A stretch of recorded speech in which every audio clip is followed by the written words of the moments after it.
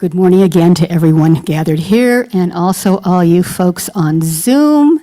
It's good to have you with us here at Granite Peak Unitarian Universalist Congregation. I'm Suki Jones, your worship associate this morning. Wonderful to be gathered today. My nose is a little runny, so I'm running for the Kleenex, but there's a box of Kleenex up here if you all need one for some other reason today, too. So, lots of familiar faces, but there may be some new people in the sanctuary this morning. Would any of our visitors be willing to stand and introduce yourselves? And Roger's going to come around with the microphone so I can hear you. Anybody willing to introduce themselves? And then afterwards, we'll get to know you better as we gather for coffee across the way. And I know there are some first-timers here. Anybody brave? Hello. I'm an introvert, so if I was sitting in the congregation, I probably wouldn't raise my hand.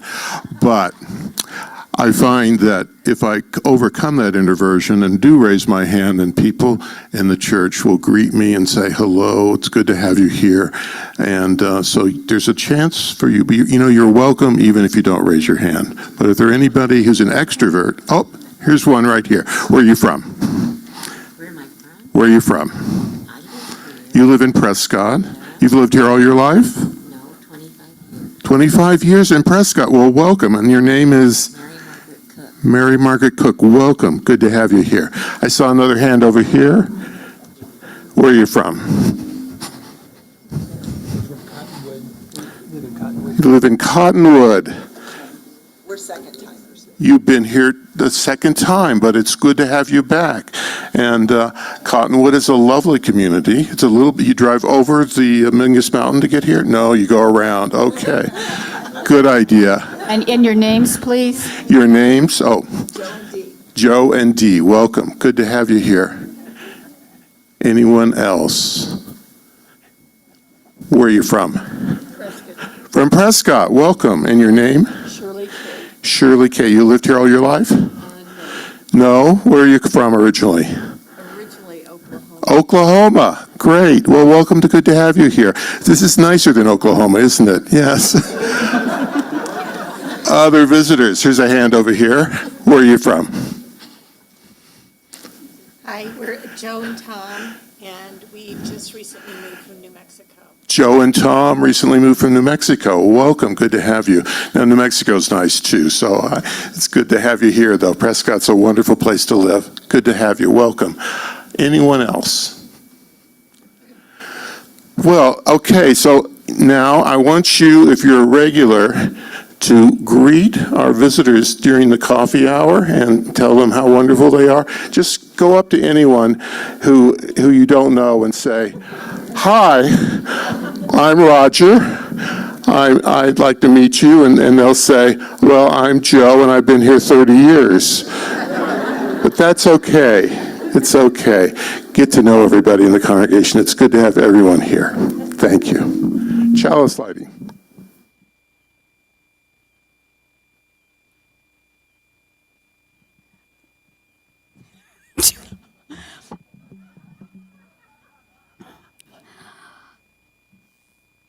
So before our chalice lighting, I want to read our mission statement.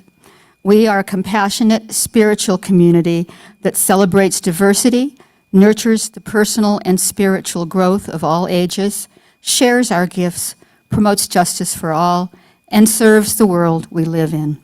And we also at this time give thanks to our pianist, Lena, Martin, our tech person, Karen Denny, who's our choir director now, and all the Sunday morning volunteers. And this is the time we remind you to please turn off your cell phones if they aren't already off. And we do a few announcements. We're an active congregation, and so especially the new folks, if you want to learn more about us, you can go to our website, prescottuu.org. And then we have a newsletter, The Weekly Peak, and a monthly newsletter called The View, the copies of both of which, plus today's announcement, are copies back there in the foyer for you to pick up. We have a nursery in this building, and Children ages 5 and older are being taught by the Children's Faith Development Coordinator, Sandra Palacios. And be sure and notice the bulletin board in Davis Hall where she puts up posts all the artwork that they are working on to give you an idea of the lessons that she is working with the kids with.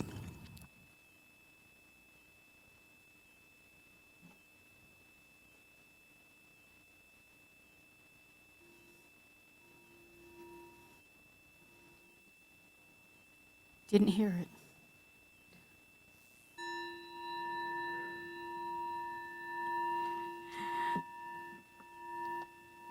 We begin our service in the Unitarian tradition of lighting the chalice. Our chalice lighter this morning is Nolene. And we light the chalice with these words by Pat Uribe Lichty. We face a challenge to democracy, a challenge that calls us to hope in moments of despair, a chalice that asks us to persist in the faith that we can and must make a difference. May our flaming chalice recommit us to the truth in our words and our actions, that we may live as we believe people should live. And now Roger.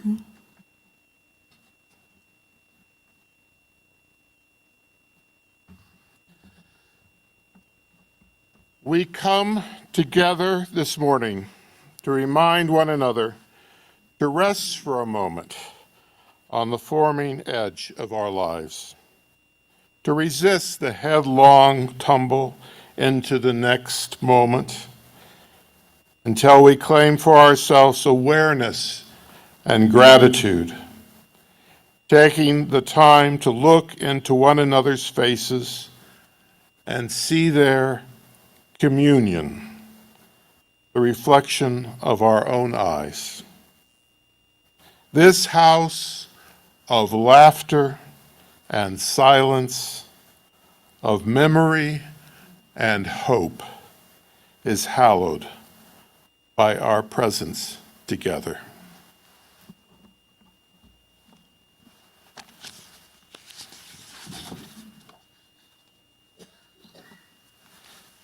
And I invite you to stand as you're able to do so and join in singing our opening hymn, number 1014 in the Teal hymnal, Answering the Call of Love.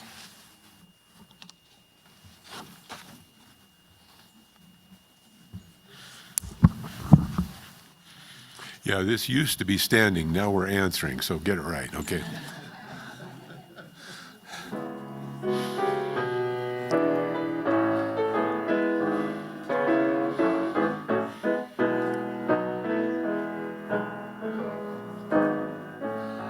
The promise of the Spirit, faith, hope, and love abide,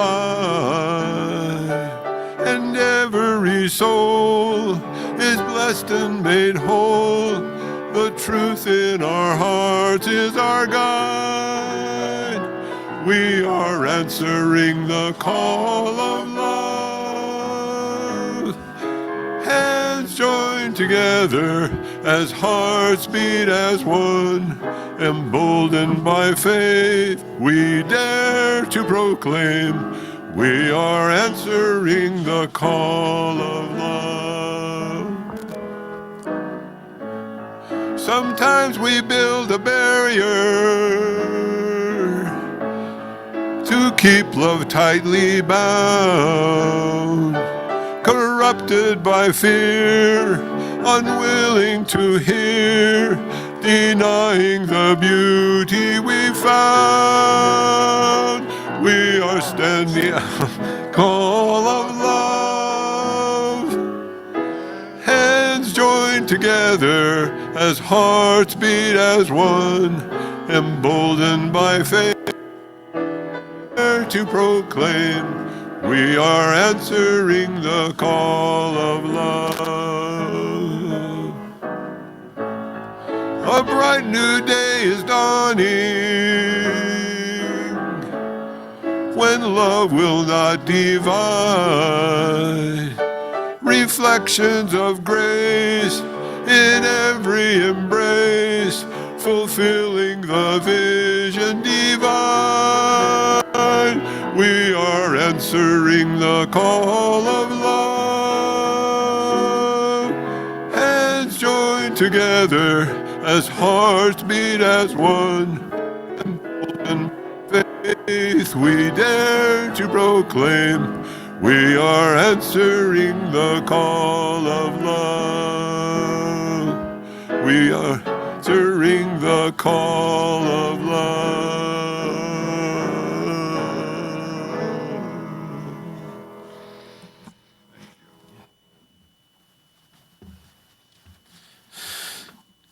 I invite you to join with me in saying our covenant. Love is the doctrine of this congregation, the quest for truth its sacrament, and service is its prayer. To dwell together in peace, to seek knowledge in freedom, to serve others in community. Thus do we covenant together.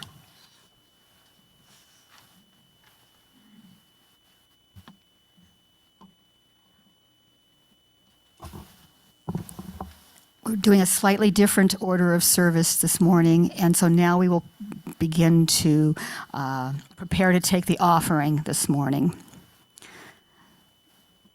So I'm looking for our ushers to make sure they understand there is a change here.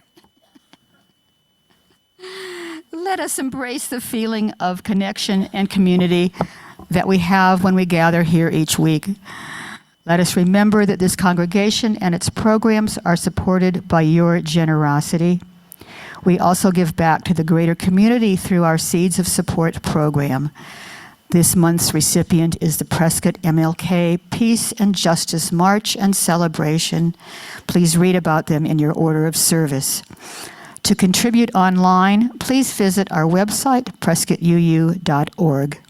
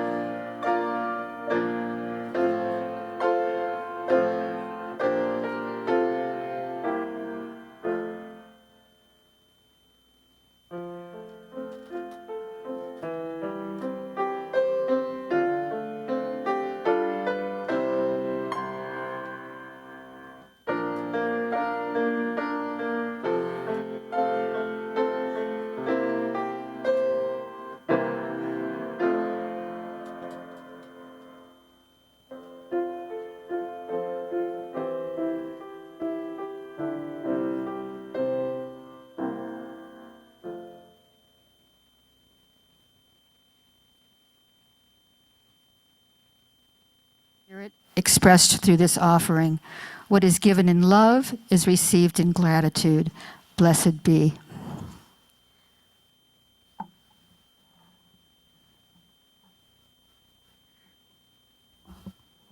I'm having trouble with this mic this morning. I seem to have to be right on top of it, and I can't see my script, so I'm going to try the microphone here to read.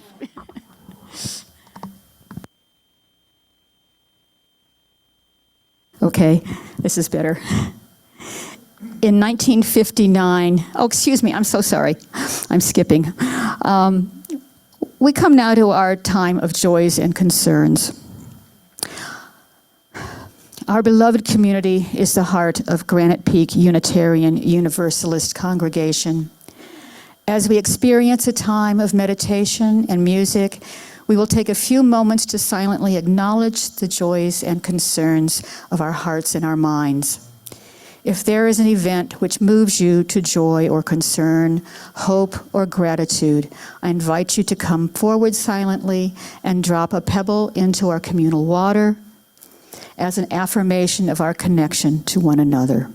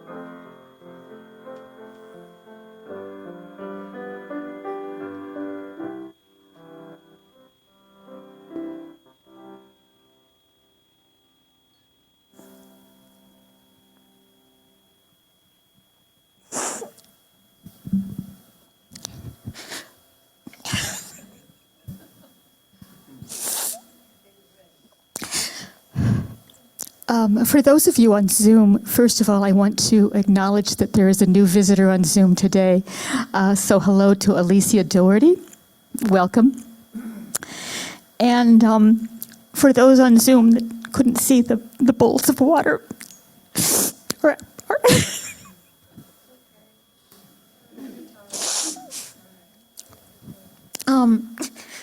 all of the stones were put into the water. And we all know why every single stone from our bowl needed to go into that water. So, may our joys and concerns, surrounded by the healing communal water of our beloved community, be acknowledged here today. So may it be.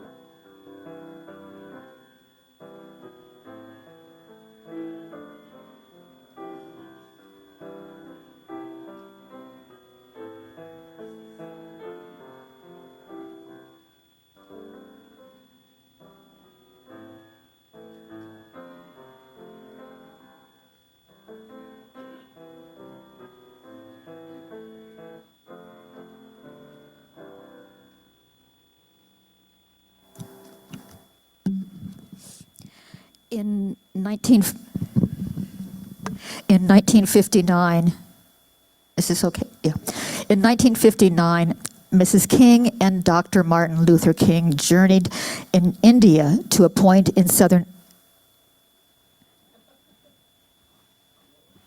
Try this one. Hello, no. Okay. Journeyed in India to a point in southern India where the landmass ends and the vast rolling waters of the ocean have their beginning. So I invite you to close your eyes and imagine you are standing with them, with Dr. King and Mrs. King. Dr. King wrote, "It is one of the most beautiful parts of all the world. 3 great bodies of water meet together in all of their majestic splendor: the Bay of Bengal, the Arabian Sea, and the Indian Ocean. I remember," Dr. King wrote, "how we went out there and looked at the big old rocks, a sight that was truly incredible. Out into the waters, out into the ocean. Seated on a huge rock that slightly protruded into the ocean, we were enthralled by the vastness of the ocean and its terrifying immensities. We looked at the waves of those great bodies of water as they unfolded in almost rhythmic suspension. As the waves crashed against the base of our rock on which we were seated, an oceanic music brought sweetness to the ear. To the west, we saw the magnificent sun, a red cosmic ball of fire, appear to sink into the very ocean itself. Just as it was almost lost from sight, Coretta touched me and said, 'Look, Martin, isn't that beautiful?' I looked around and saw the moon, another ball of scintillating beauty. As the sun appeared to be sinking into the ocean, the moon appeared to be rising from the ocean. When the sun finally passed completely beyond sight, darkness engulfed the earth. But in the east, the radiant light of the rising moon shows supreme. This was, as I said, one of the most beautiful parts in all the world, and that happened to be one of those days when the moon was full. This is one of the few points in all the world where you can see the setting of the sun and the rising of the moon simultaneously." Dr. King said, "God has the light that can shine through all the darkness. We have experiences when the light of day vanishes, leaving us in some dark and desolate midnight moments when our highest hopes are turned into shambles of despair, or when we are victims of some tragic injustice and some terrible exploitation. During such moments, our spirits are almost overcome by gloom and despair, and we feel that there is no light anywhere. But ever and again, we look toward the east and discover that there is another light which shines even in the darkness."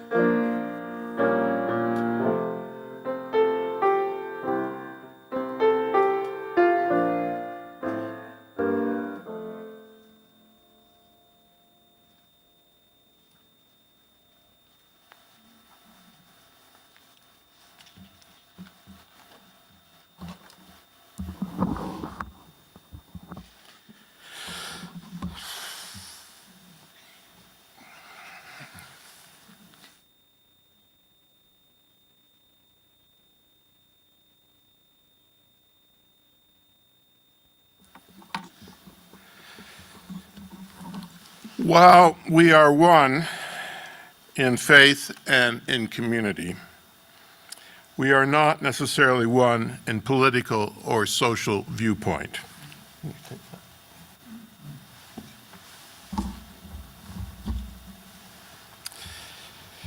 As I said last Sunday,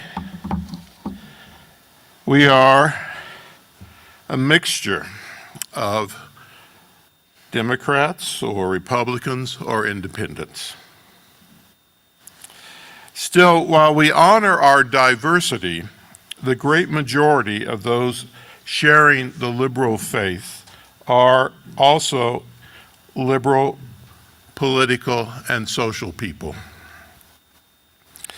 Following the presidential election, most of us are upset. Many of us mourn the loss of the election almost as deeply as we have mourned the loss of loved ones. And personally, I am clearly suffering the classic signs of grief as defined by Elizabeth Kubler-Ross. I feel denial. This cannot be happening again. 8 years ago, the sadness and worry and fear I felt when Donald Trump won a majority of the Electoral College, I was terribly upset. It can't be happening again, I think. 4 years ago, I thought after President Biden took office that we were done with Donald Trump. And this week I wake up every morning thinking that I've had a very bad dream. This cannot be happening. I cannot believe that for a second time, millions of my fellow Americans have been taken in by this real estate developer who makes outlandish promises that he cannot possibly keep. Well, along with denial, I feel anger. One of you told me that after throwing things against the wall, you felt better. If this helps you, go for it.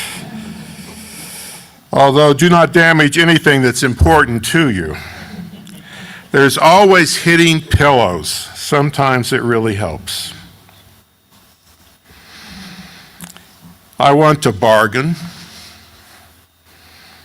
I move from denial to anger to bargaining. In my imagination, Elon Musk, who advertises that electric cars will help solve the problem of climate change, will convince Mr. Trump to take global warming seriously. In my imagination, I speculate that given Mr. Trump's diet, perhaps soon his vice president will take charge. And perhaps Mr. Vance will rise to the occasion, appoint wise advisors, and lead us well. Bargaining. Also, late on Tuesday night, I did a search on the internet to find that there are 3 Unitarian congregations in Canada looking for a minister.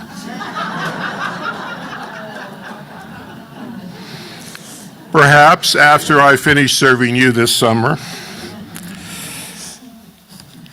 bargaining. I feel depressed and afraid. I cry at times. I feel that bad things are about to happen. I worry about what may become of us or what may become of friends and loved ones in the years ahead.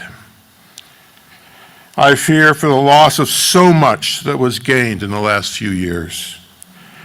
I thought we had finally embraced a more accepting and forward-thinking world. It's frightening to imagine where this will take us now. So much of what I believed in may be lost in the next few months or years. Well, the last stage of grief is acceptance. I'm working to get there. From 2017 to 2021, most of us survived this man as president. We made it through. If we did it once, we can do it again. Of course, it will not be easy, especially for people he has scapegoated, the undocumented immigrants, the transgender people, and what he calls the enemy within, people in our government who are trying to follow the law.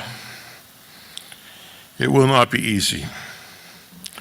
But we can wait it out, enjoying the beauty of the natural environment of Prescott, staying connected with our friends, our families, and hoping that in 2026 and 2028, things will change. However, is there anything we can do beyond just waiting it out? Tomorrow is Veterans Day, originally known as Armistice Day, the end of World War I. And this gets me each year thinking about an organization created by a Unitarian that arose out of the First World War. As you may recall from your classes in history, in 1917, President Woodrow Wilson went before a joint session of Congress to seek a declaration of war against Germany to make the world safe for democracy.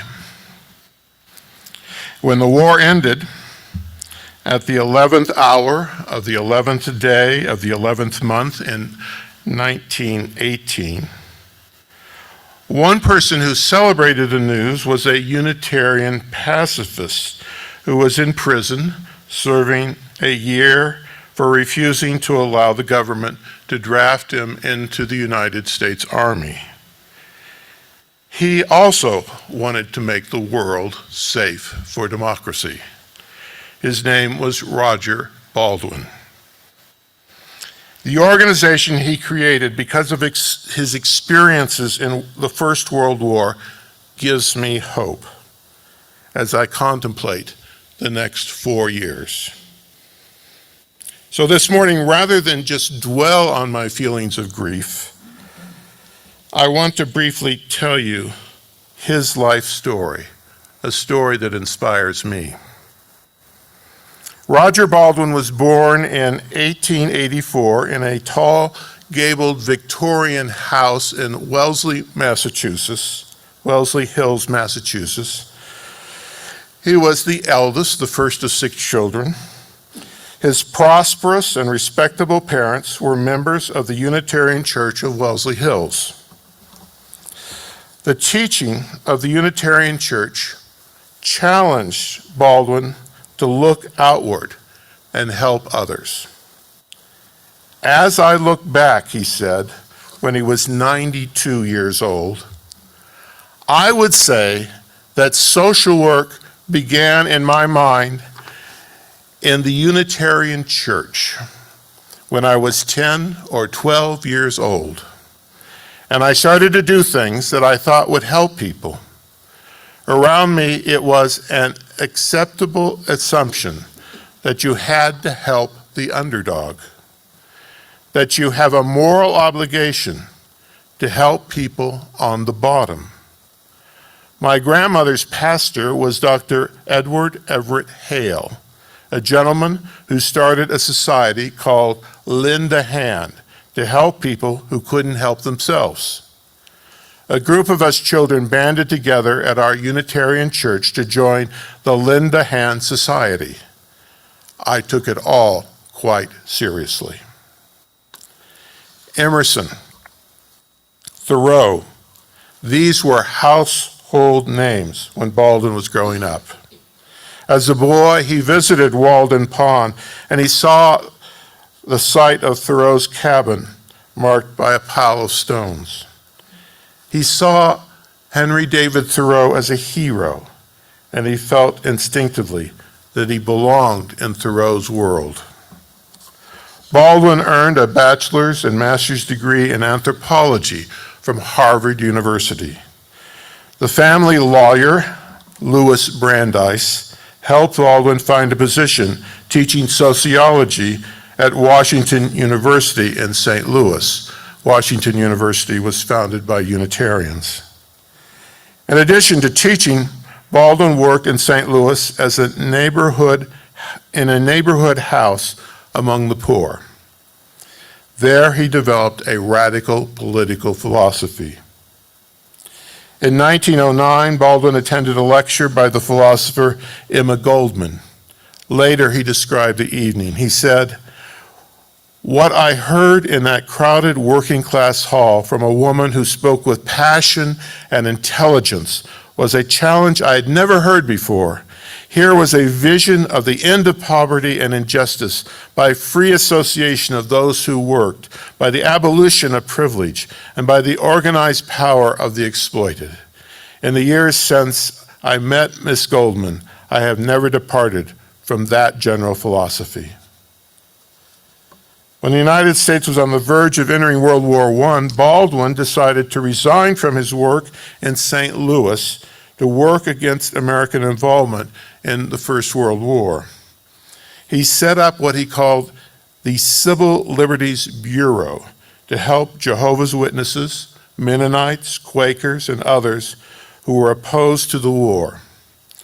October 30th, 1918, because he refused even to register for the draft, a federal judge in New York City sentenced Baldwin to a year in prison, just about 2 weeks before the end of the war.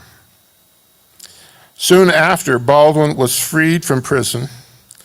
In 1919, the Palmer Raids started. These were a series of raids conducted in November 1919 and January 1920 by the United States Department of Justice under the administration of President Woodrow Wilson to capture and arrest suspected socialists, especially anarchists and communists, and deport them from the United States.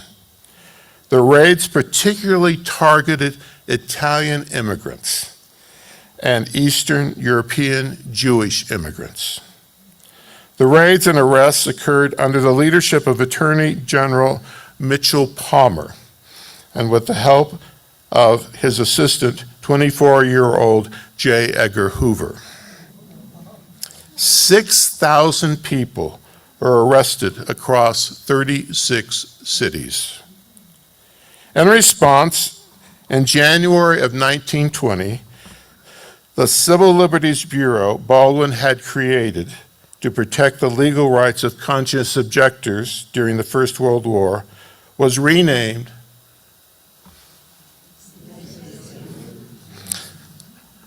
the American Civil Liberties Union. Because of the Palmer raids, the ACLU published a report upon illegal practices of the United States Department of Justice in May of 1920. It carefully documented unlawful activities in arresting suspected radicals, illegal entrapment, and unlawful detention.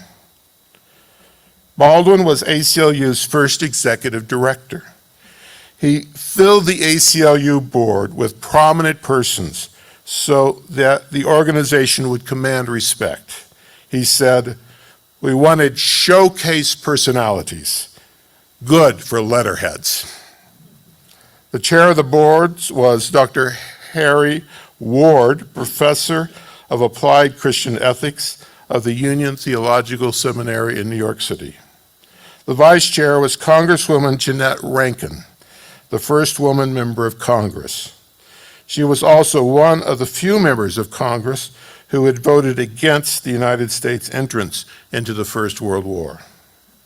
Other members of the board included Helen Keller, representing the rights of the disabled, Norman Thomas, a Presbyterian minister and head of the Socialist Party, A.J. Muskie, head of the Fellowship of Reconciliation, Felix Frankfurter, later to serve as a justice on the Supreme Court, and John Haynes Holmes, minister of the Unitarian Community Church in New York City. Because of Roger Baldwin and John Hames Holmes, some called the ACLU the secular arm of the American Unitarian Association. Baldwin said, "I support civil liberties because I accept the Christian underdog doctrine that to make democracy work, you have to have due process and fair trials to protect the rights of the humblest citizen." Interference with free speech and assembly became a major focus of the ACLU in its first years. The most famous case was the Scopes monkey trial, which the ACL defended the right of a teacher in Tennessee to teach about evolution in the public schools.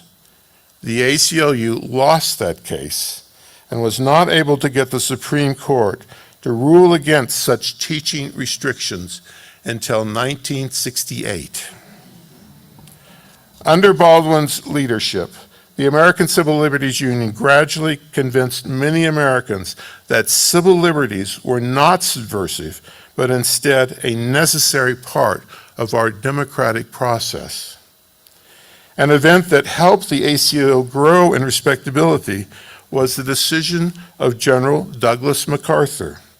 The general invited Roger Baldwin to come to Japan after the Second World War and help establish democracy in that country. Under Baldwin's direction, the best system in the world to monitor civil liberties was set up in Japan. 6,000 private Japanese citizens volunteered to act as civil rights commissioners to report any civil liberties or civil rights violations.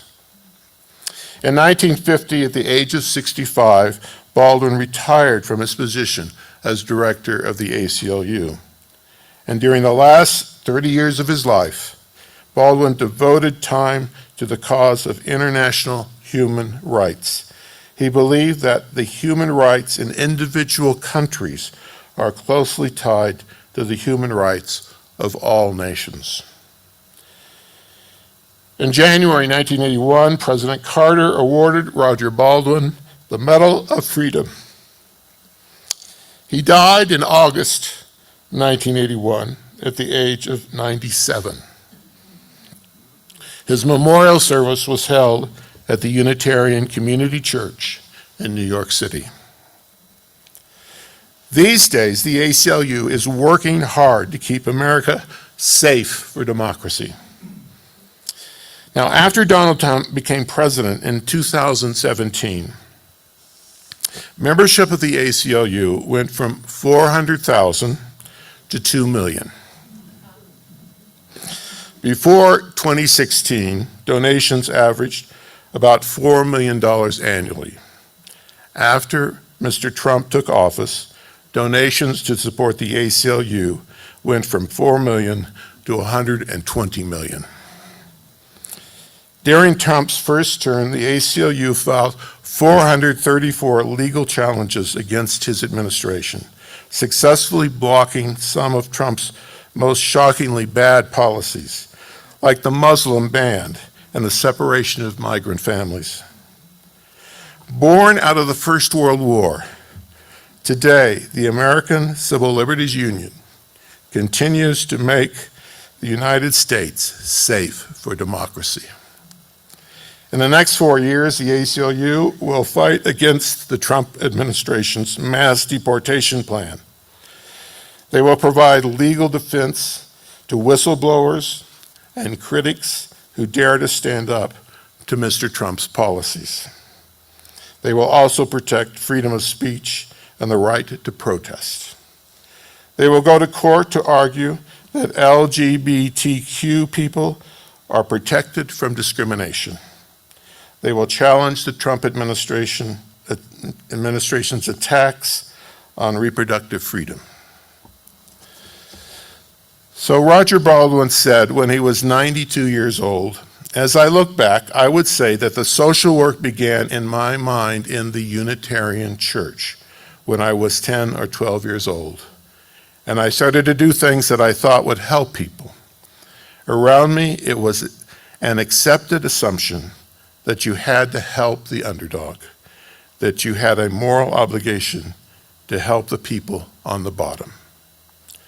So this week, I sent a donation, and I thank them for their work. How will I cope over the next 4 years?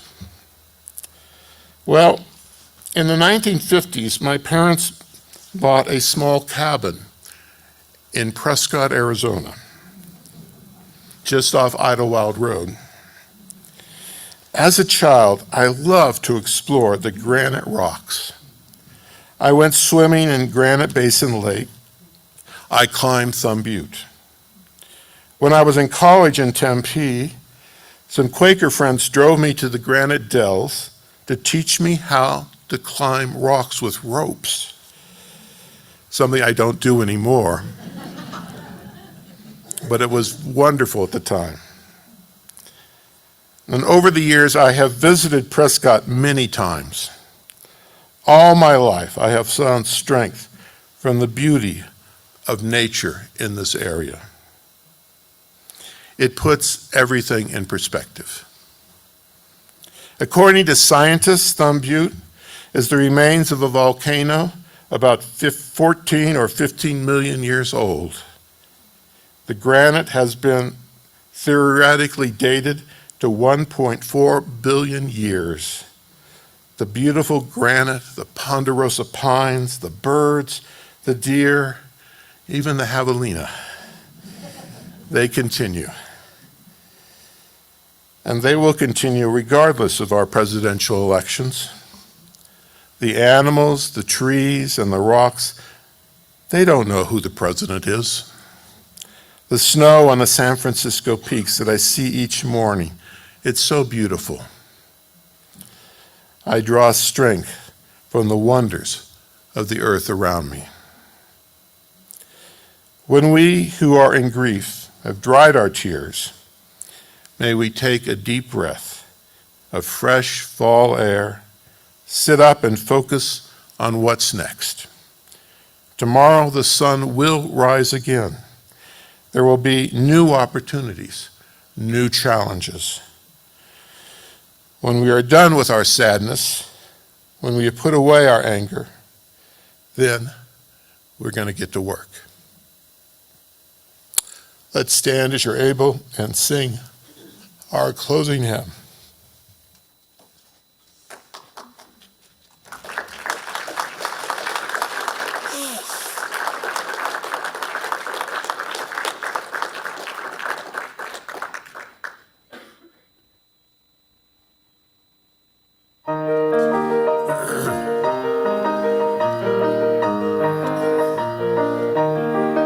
From the light of days remembered burns a beacon bright and clear, guiding hands and hearts and spirits into faith kept free from fear.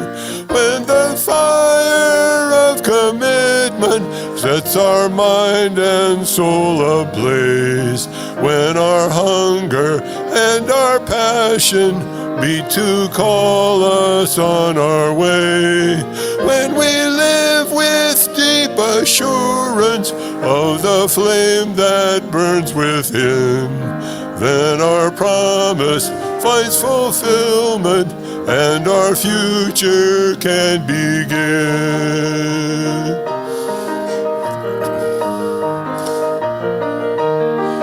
From the stories of our living rings a song both brave and free, calling pilgrims still to witness to the life of liberty. When the fire of commitment sets our mind and soul ablaze, when our hunger and our passion beat to call us on our way, when we live with deep assurance of the flame that burns within, then our past finds fulfillment and our future can begin.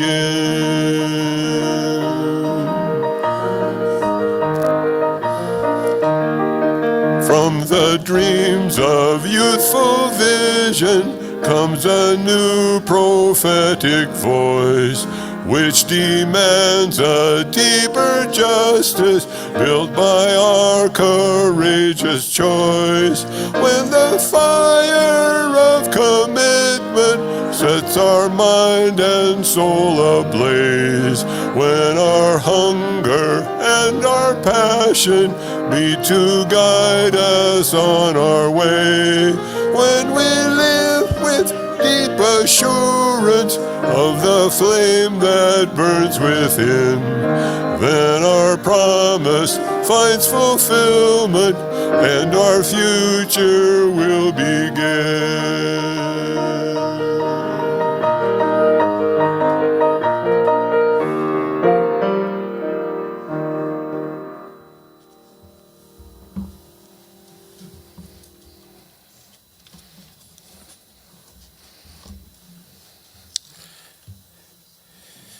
Reverend Fred Giles wrote our closing words. May the love which overcomes all differences, which heals all wounds, which puts to flight all fears, which reconciles all who are separated, may that love be in us and among us, now and always. Amen. Let's join in our closing words. We extinguish this flame, but not the light of truth, the warmth of community, or the fire of commitment. These we carry in our hearts until we are together again.